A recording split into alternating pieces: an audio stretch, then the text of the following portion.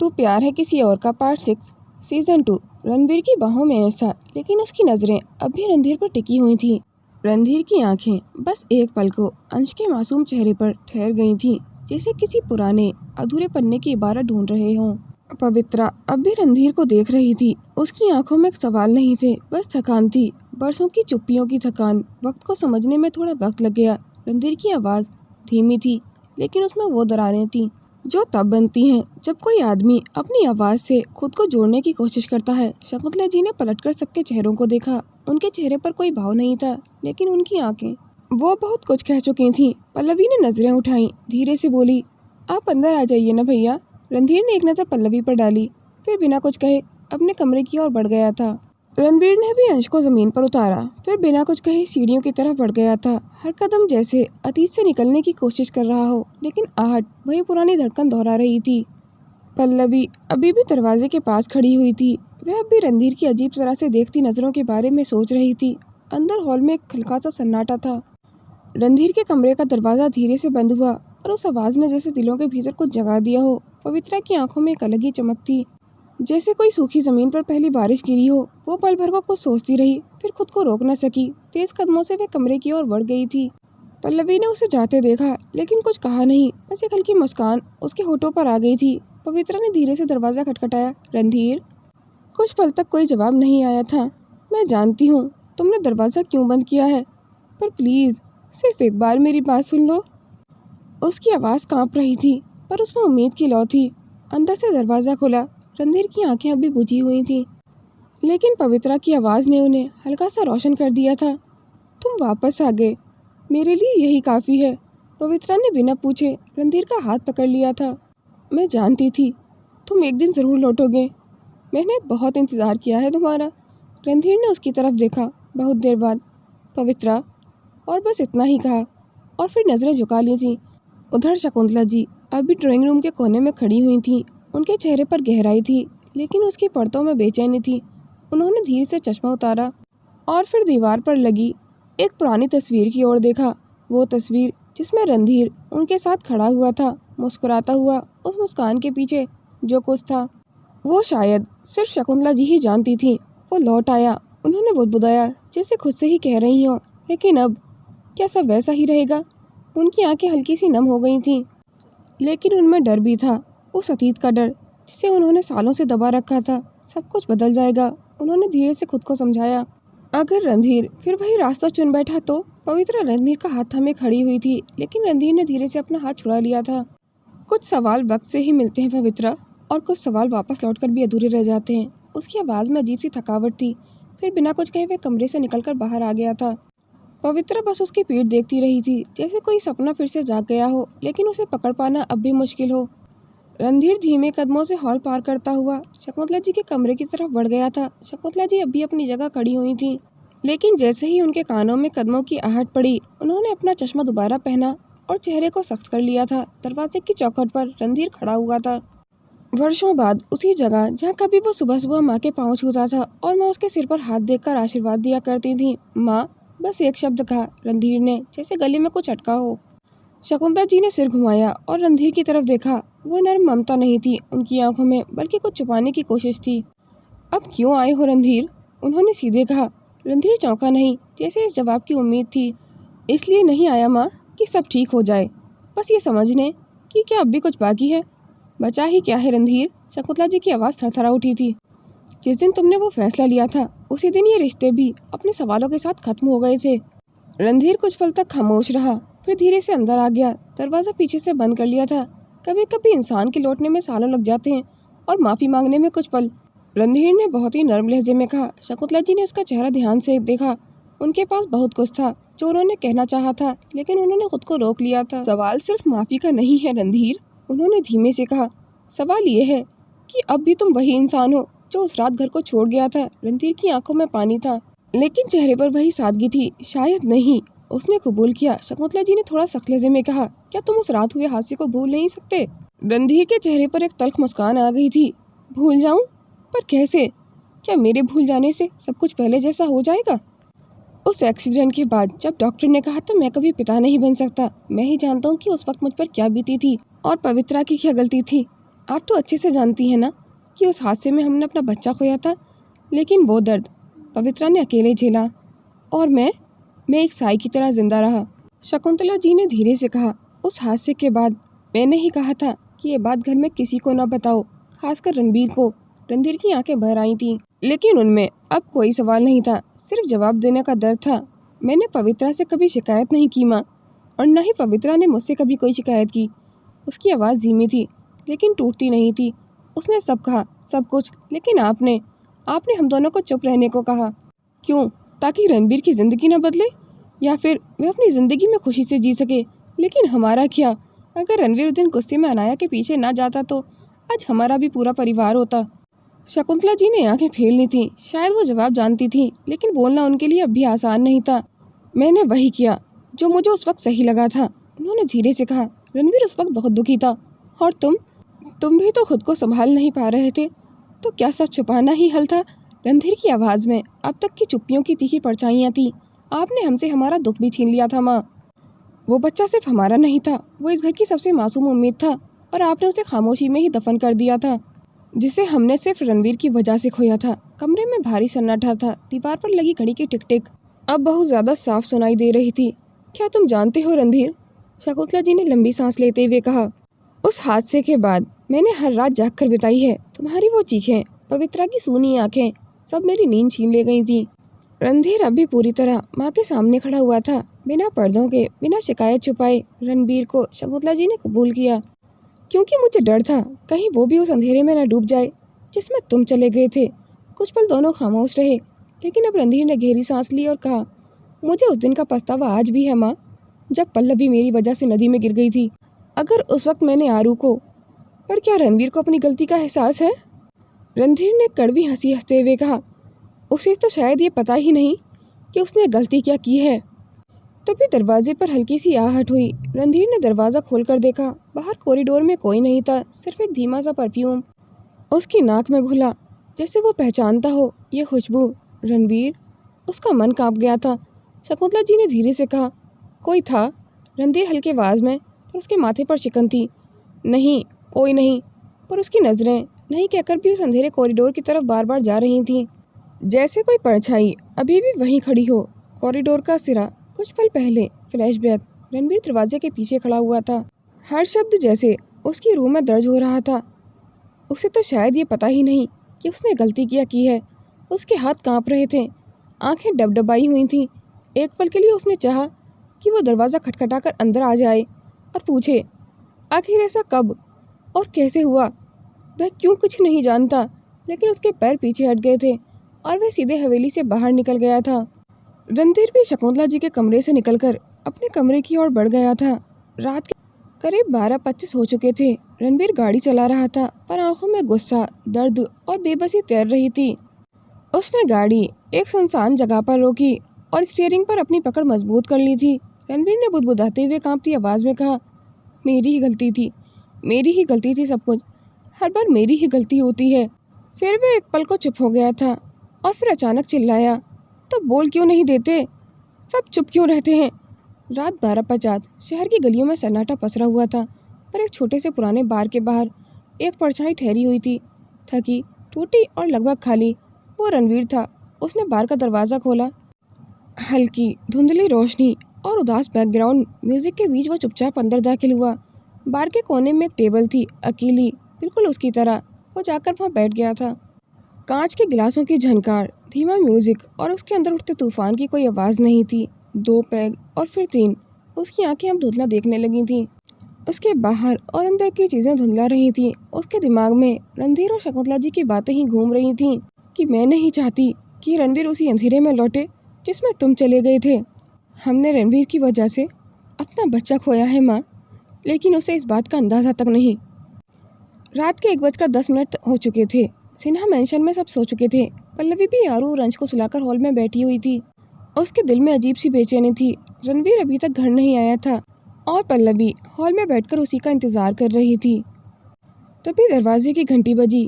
पल्लवी ने चौंकते हुए दरवाज़ा खोला। सामने रणवीर खड़ा हुआ था, लड़खड़ाता हुआ, भीगा सा, टूटा हुआ।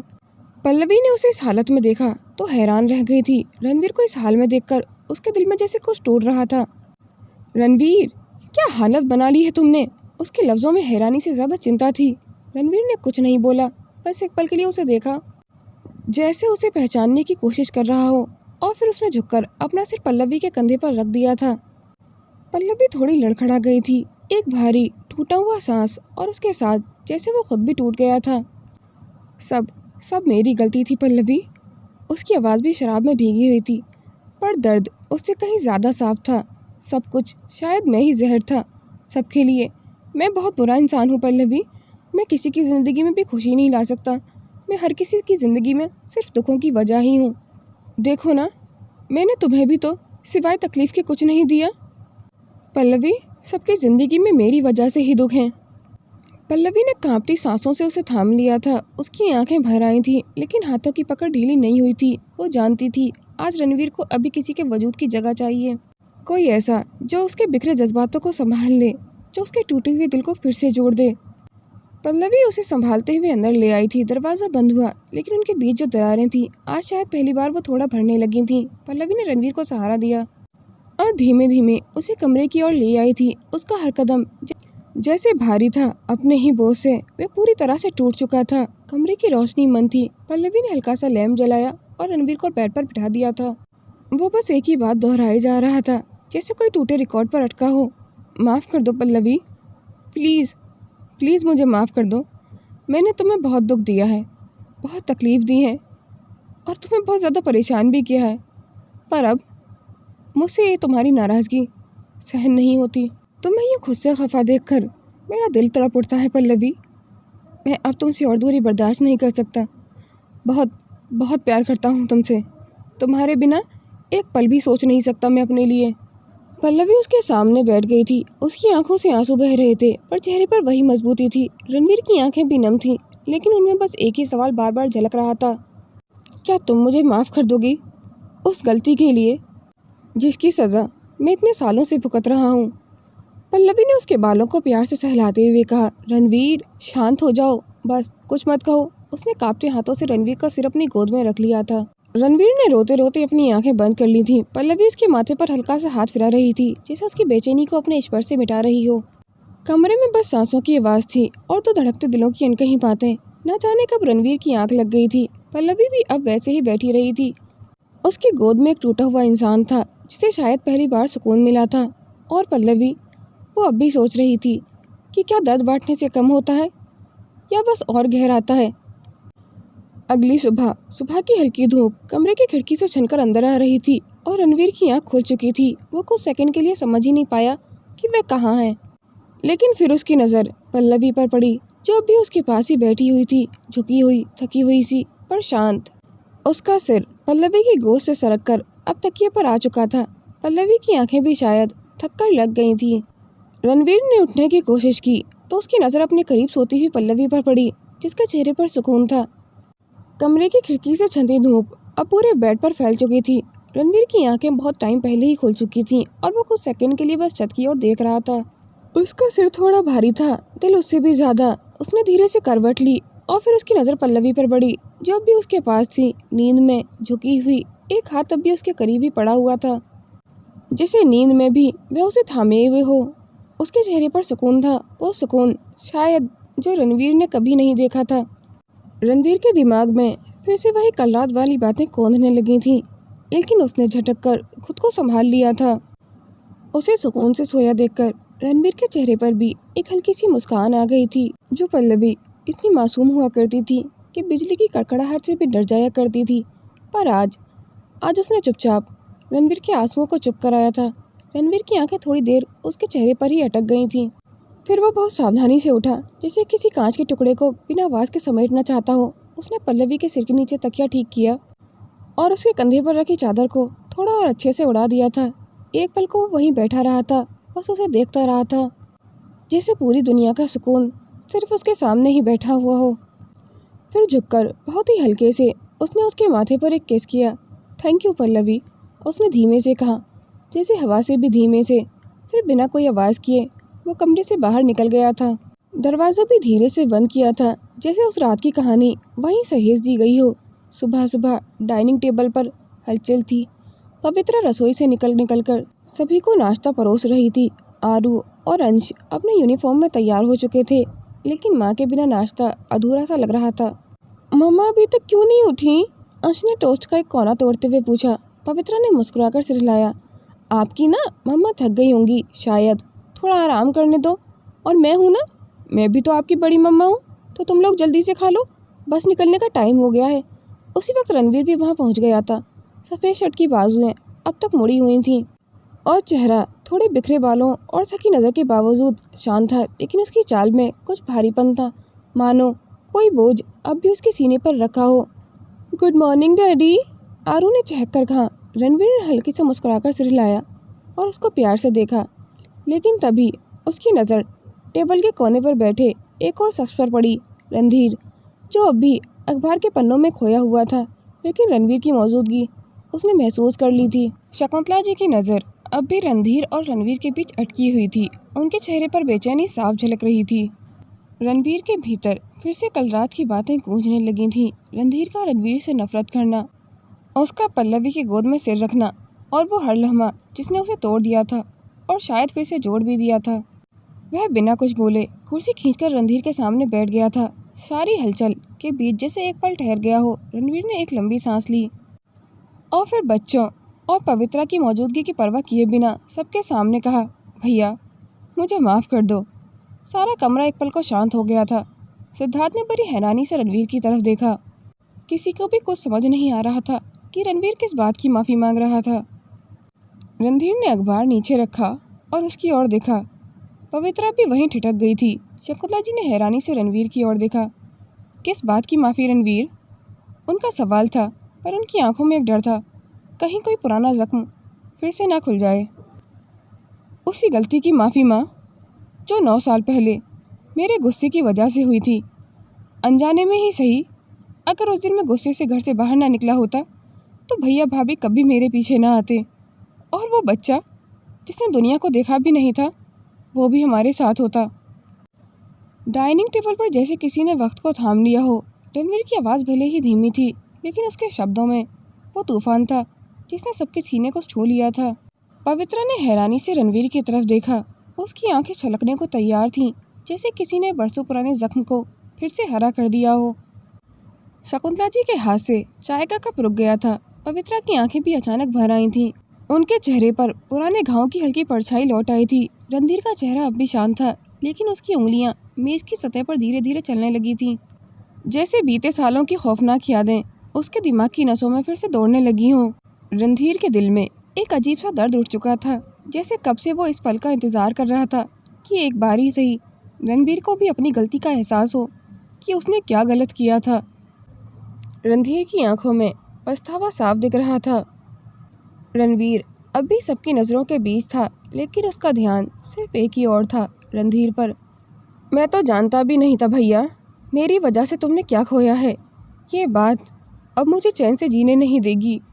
एक बार तो मुझसे कहा होता कि मैंने कितनी बड़ी गलती की है, और शायद अब उस दर्द को मुझसे ज़्यादा अच्छे से कोई बयान नहीं कर सकता, क्योंकि मैं भी जानता हूँ अच्छे से उस दर्द को। और अब जब मुझे किसी ने सिर्फ इसलिए अपनाया क्योंकि मैंने उसके दर्द को समझा, मुझे महसूस हुआ कि मैंने तुम्हारे दर्द को कभी सुना ही नहीं था। पवित्रा की आंख से एक आंसू चुपचाप उसकी थाली में गिर चुका था। रणधीर का गला भर आया था। उसने अपने चश्मे को उतारा और मेज़ पर रख दिया था। उस दिन हम सब ने कुछ ना कुछ खोया था रणवीर, पर सबसे ज़्यादा खोया था तुमने, क्योंकि तुमने अपने अंदर की इंसानियत को उस गुस्से के नीचे दबा दिया था। उठकर रणवीर के पास आया। भैया आप मुझे बताइए, मैं अपनी गलती की भरपाई कैसे कर सकता हूँ। रणधीर ने रणवीर के कंधे पर हाथ रखा और फिर उसे गले से लगा लिया था। रणवीर ने जैसे बरसों का बोझ एक आलिंगन में छोड़ दिया था। रणधीर ने उसे गले लगाते हुए कहा, बस एक बार मैं तुम्हारी माफ़ी चाहता था, और इससे ज़्यादा कुछ नहीं। आज तुमने मुझे मेरे बोझ से आज़ाद कर दिया रणवीर। Thank you Ranveer. आरू और अंश एक दूसरे को देख रहे थे, पर समझ नहीं पा रहे थे कि क्या हुआ है, पर इतना ज़रूर समझ गए थे कि ये कोई बड़ी बात थी। शकुंतला जी की आंखें भी भीग गई थीं और उन्होंने बहुत देर बाद रणवीर के सिर पर हाथ फेरा। अब वो बातें मत दोहराओ बेटा, जो हमें हर रोज़ तोड़ देती हैं। अगर आज माफ़ी मांगनी थी तो मैं कहती हूँ ये देर से ही सही पर बिल्कुल ठीक वक्त पर आई है। रणवीर ने आंखें बंद कर ली थीं। रणवीर अभी रणधीर के गले लगा हुआ था, जैसे वक्त वहीं थम गया था। और फिर धीरे धीरे रणवीर से पीछे हुआ और अपनी भीगी आंखों से रणधीर को देखा। भैया आप बताइए ना, मैं अपनी गलती की भरपाई कैसे कर सकता हूँ? आप जो कहेंगे मैं वही करने के लिए तैयार हूँ।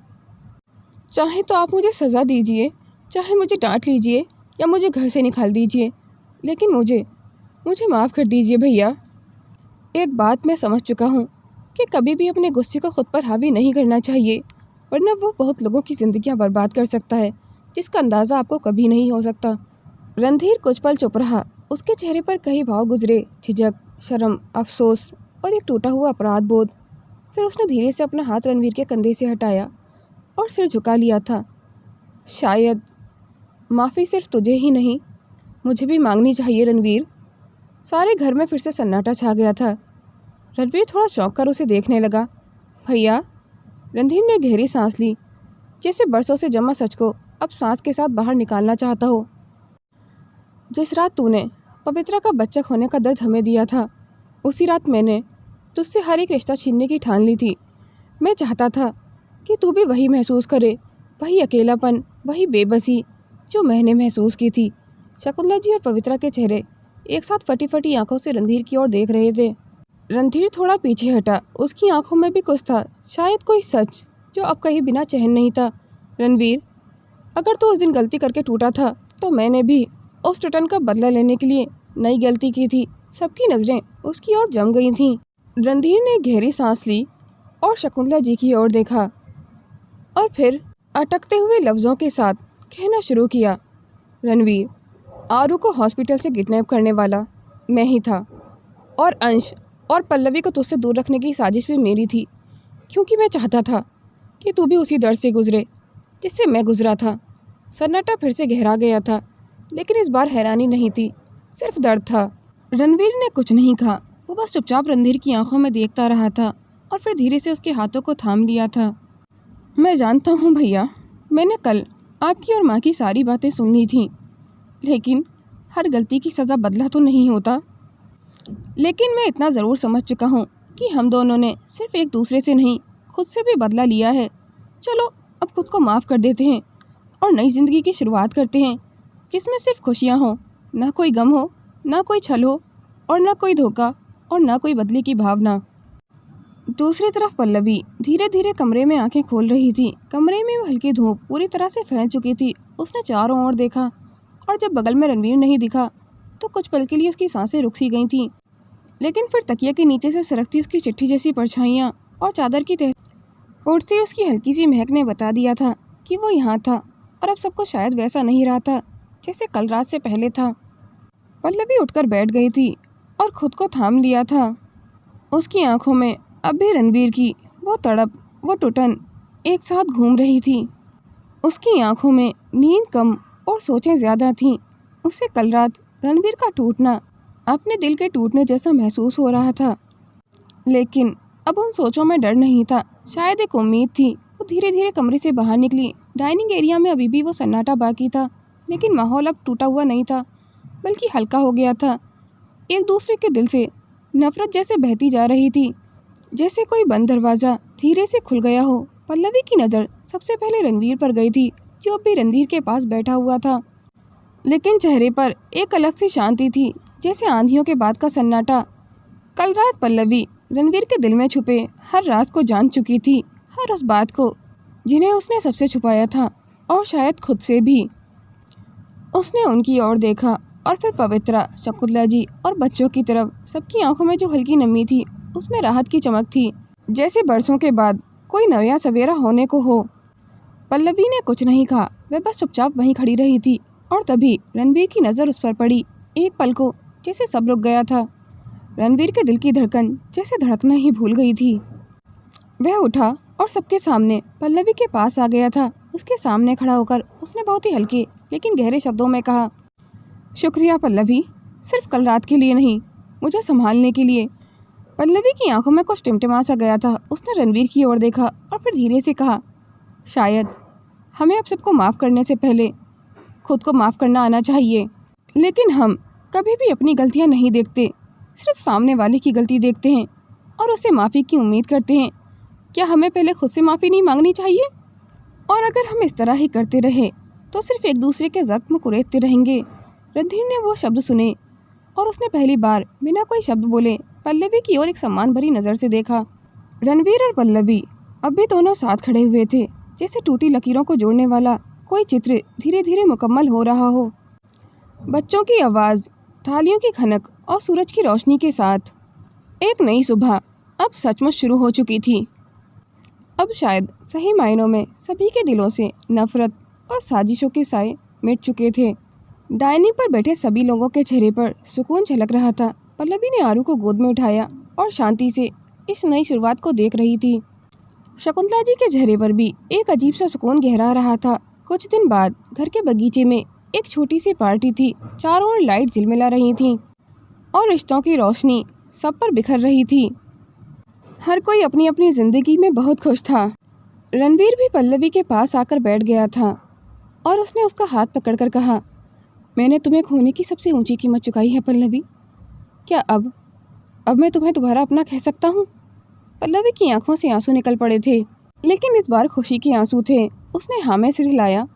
रणवीर ने उसे अपने सीने से लगा लिया था, जैसे उसकी पूरी दुनिया सिर्फ उसकी बाहों में ही सिमट गई हो।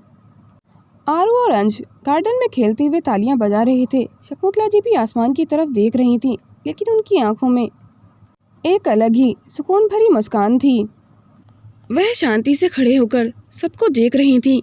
रणवीर आरू की गोद में लिए मुस्कुरा रहा था और अंश रणधीर की गोद में बैठा हुआ था और पवित्रा अपने हाथों से बच्चों को खाना खिला रही थी। पल्लवी भी सभी के लिए जल्दी जल्दी नाश्ता तैयार कर रही थी और पलक और सिद्धार्थ भी अपने आने वाले बच्चे के लिए बहुत खुश थे। और शकुंतला जी बस चुपचाप अपने बच्चों के चेहरों पर आई खुशी को देख रही थी। उनकी आंखें खाली लेकिन सुकून से भरी हुई थीं, जैसे कोई सपना टूटने से पहले आखिरी बार उसे देखना चाहता हो। और उन्होंने सिर हिलाया, क्योंकि इस बार ना कोई अधूरापन था, ना कोई शिकायत। बस एक घर था, पूरा, सच्चा और शांत।